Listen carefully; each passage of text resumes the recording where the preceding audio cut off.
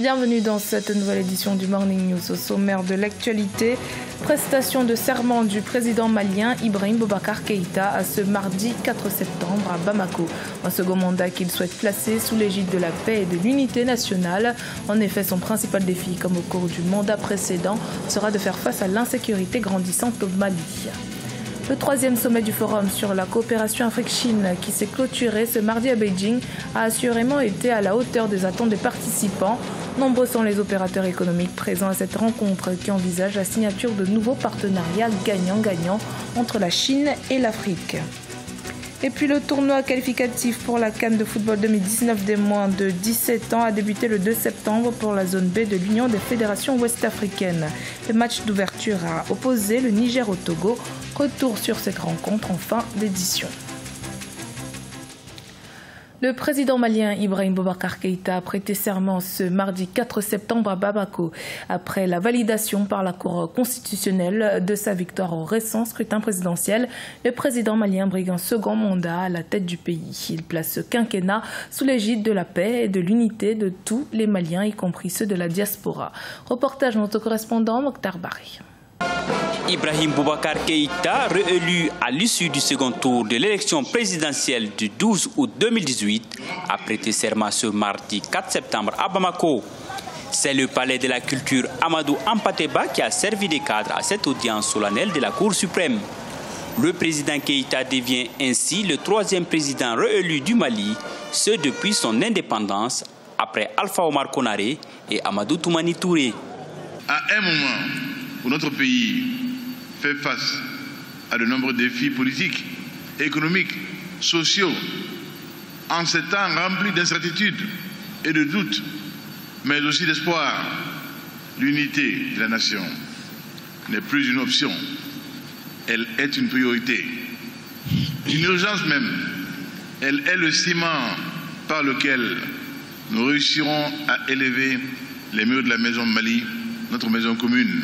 Le président réélu place ce second mandat comme celui de la poursuite des efforts de paix et de réconciliation des Maliens de tous les bords. Il invite ses compatriotes à l'unité afin de relever les défis sécuritaires du pays. Je vous appelle tous à s'attacher à notre destin commun, si grand, si haut, si exaltant, et à lui renouveler notre foi. Un Mali où chaque génération a accompli le devoir sacré de donner à la génération suivante les ailes et l'élan de ses propres défis. Cette prestation de serment constitue l'acte 1 du début du second mandat du président Ibrahim Boubacar Keïta. Une cérémonie d'investiture est prévue dans les prochains jours avec la présence des chefs d'État dans la capitale malienne. Au Tchad, les multiples reports de l'organisation des élections législatives suscitent l'indignation de l'opposition. Celle-ci dénonce le manque de volonté politique du gouvernement à respecter les échéances électorales. La majorité, quant à elle, juge ces reports légitimes compte tenu de la situation économique du pays. Reportage de notre correspondant Mohamed Ramadan. Au Tchad, l'organisation des élections législatives prévues en novembre 2018 est reportée pour une date ultérieure, faute de moyens financiers. L'appel du chef de l'État Idriss Déby Itno aux partenaires internationaux n'a pas eu de suite, alors que le mandat de l'actuelle législature est expiré de plusieurs années. Une situation devenue inquiétante pour la classe politique. Le président Déby ne voulait pas organiser autre chose que l'élection présidentielle pour qu'il ne tombe pas dans une situation d'illégalité. C'est sa situation qui l'a toujours intéressé par rapport à la situation du pays et du peuple tchadien. Pour la majorité présidentielle, le gouvernement est techniquement prêt à organiser les élections législatives, mais le problème actuel de trésorerie ne permet pas au pays d'honorer cet engagement dans le délai prévu. Il nous faut mettre la CENI en place, il faut, dans la mesure où il faut revisiter le fichier électoral. Il faut aussi revoir le matériel informatique, etc., etc. Et ça va être très difficile. Mais dans tous les cas, un délai raisonnable, même si on doit déborder légèrement 2018, je pense qu'on peut espérer que dans le premier trimestre de 2019, nous pouvons pouvoir réaliser. Pour rappel, l'organisation des élections législatives au Tchad est reportée pour la 3e fois consécutive, alors que le mandat de député est passé de plus de 3 ans.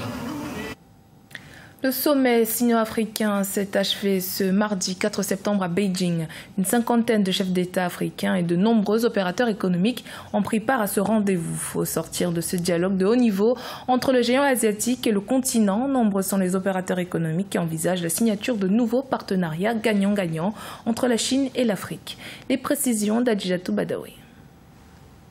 Les chefs d'État africains prennent part à Beijing au sommet sino-africain qui se déroule du 3 au 4 septembre. Dans son discours d'ouverture, le président chinois Xi Jinping a clairement défini les objectifs de ce forum sino-africain, nouer des relations plus étroites dans l'industrie, le commerce et les infrastructures afin de promouvoir un développement commun et durable. C'est également une opportunité où il faut tout miser selon les opérateurs économiques.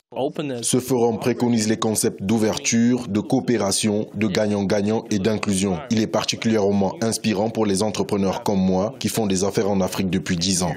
Grâce au concept de partenariat gagnant-gagnant, la Chine est devenue la première puissance étrangère à investir sur le continent. Par le présent forum de haut niveau, la Chine voudrait présenter sa relation bilatérale comme un modèle de coopération sud-sud. Selon certains opérateurs économiques africains, la Chine apparaît comme la puissance qu'il faut pour l'Afrique de demain.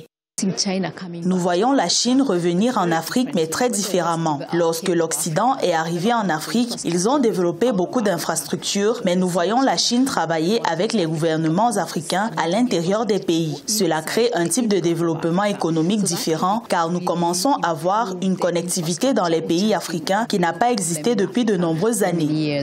Environ 10 000 entreprises chinoises sont implantées sur le continent africain. Au Kenya, par exemple, 93% des entreprises chinoises recrutent des employés kenyans, soit en moyenne 166,2 emplois selon les données de la Banque mondiale.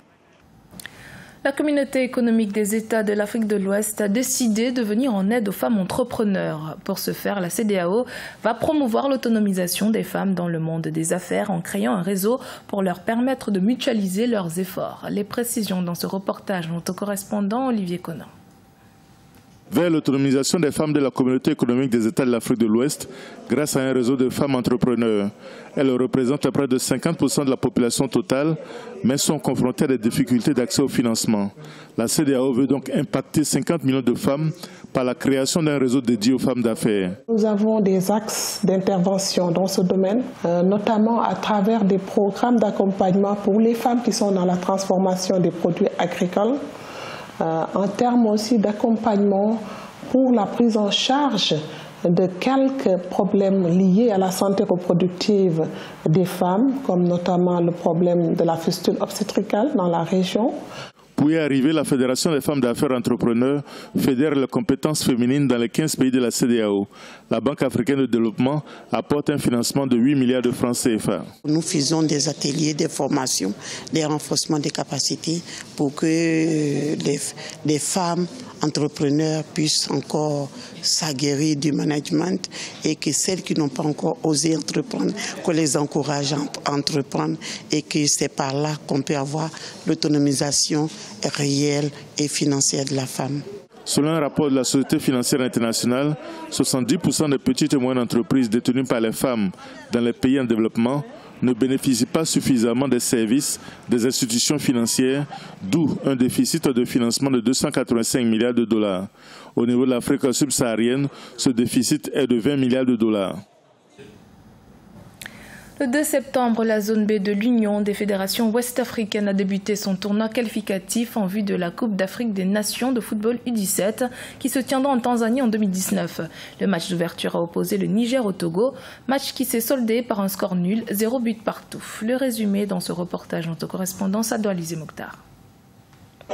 Score nul et vierge, 0 but partout entre le Niger et le Togo à l'ouverture des éliminatoires de la Coupe d'Afrique des Nations U17 de la zone UFOA-B. Le MENA, qui a dominé la première partie, n'a pas réussi à trouver le chemin des filets jusqu'au terme du temps réglementaire. Prendre un carton rouge presque à 40 minutes de la fin des matchs, je dis bravo, parce que même si on est prêt physiquement, ça va être très difficile. On a eu 2 sorties encore qui n'étaient pas prévues dans notre plan et suite à des blessures.